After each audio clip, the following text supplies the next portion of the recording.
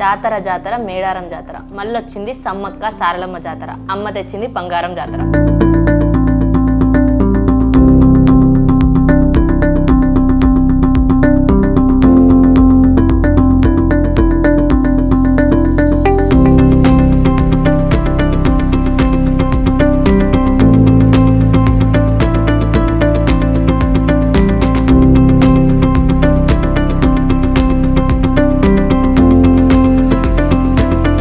సమ్మక్క సారలక్క మహాజాతర ఇది కేవలం జాతర కాదు, ఇది ఆదివాసీ సంస్కృతి గొప్పతనం.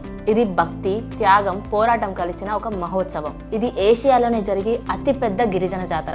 కొండవీటి అడవుల్లో జరిగే కుంభమేళా అని కూడా దీన్ని పిలుస్తూ ఉంటారు. ఈ జాతర ఎందుకింత ప్రాముఖ్యం, దీని చరిత్ర ఏంటి, ఈ సంవత్సరం మేడారం జాతర తేదీలేంటి, ఇవన్నీ చాలా క్లియర్ గా తెలుసుకుందాం. అప్పటి కాకతీయ రాజులు గిరిజనుల ప్రజలపై అన్యాయమైన పన్నులు బలవంతంగా వసూలు చేసేవారు. దానికి విరుద్ధంగా సారలమ్మ తన కొడుకు జంపన్న ప్రజలతో కలిసి దీనికి విరుద్ధంగా పోరాడారు. ఈ పోరాటంలో సారలమ్మ తన కొడుకు జంపన్న ఇద్దరు వీరమరణం పొందారు. దీని తర్వాత సమ్మక్క చిలకలగుట్ట అడవిలో కలిసిపోయిందని గిరిజనులు నమ్ముతారు. అందుకే సమ్మక్కని విగ్రహంగా కాకుండా కుంకుమ పరిణితో పూజిస్తారు. ఇది ఈ జాతరలో చాలా ప్రత్యేకం. ఈ జాతర 2 సంవత్సరాలకు ఒక్కసారి వస్తుంది. ఇది జంపన్న వాగు ఒడ్డున మేడారంలో జరుగుతుంది. ఈ జాతరకు లక్షలాది మంది కాదు, కొన్ని కోట్లాది మంది భక్తులు వస్తుంటారు. ఈ జాతరలో భక్తి మాత్రమే కాదు, గిరిజనుల సంస్కృతి, ఆదివాసీల జీవన విధానం ఇవన్నీ మనకి కనిపిస్తూ ఉంటాయి. ఈ సంవత్సరం జాతర 28 జనవరి నుండి 31 జనవరి వరకు జరగనున్నాయి. అంటే 4 రోజుల పాటు ఈ జాతర జరగనుంది. జనవరి 28 అంటే ఈ రోజు మొదటి రోజు.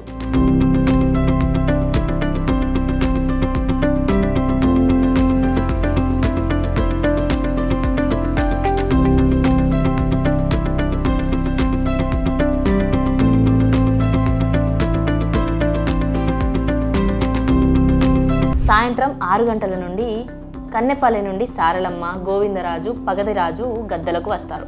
ఈ రోజుతో జాతర చాలా గ్రాండ్గా ప్రారంభమవుతుంది.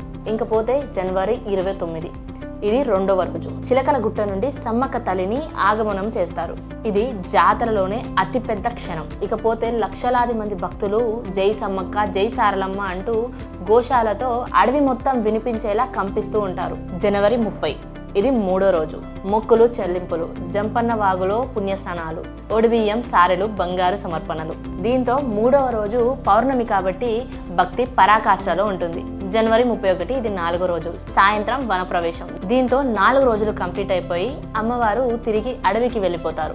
దీంతో జాతర అయితే ముగుస్తుంది. ప్రభుత్వం కూడా ఈ జాతరకు పెద్ద ఎత్తున ఏర్పాట్లయితే చేస్తుంది. కొత్త గద్దలు, రహదారులు, జంపన్న వాగు గట్టు.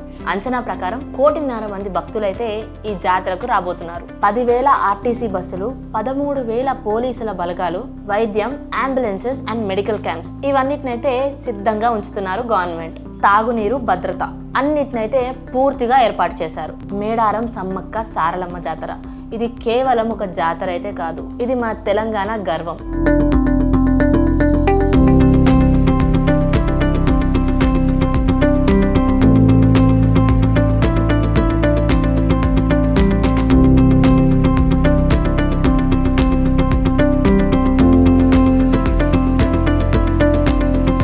గిరిజనుల పోరాట జ్ఞాపకం, భక్తి, త్యాగం, ఐకమత్యానికి ఇది సందేశం.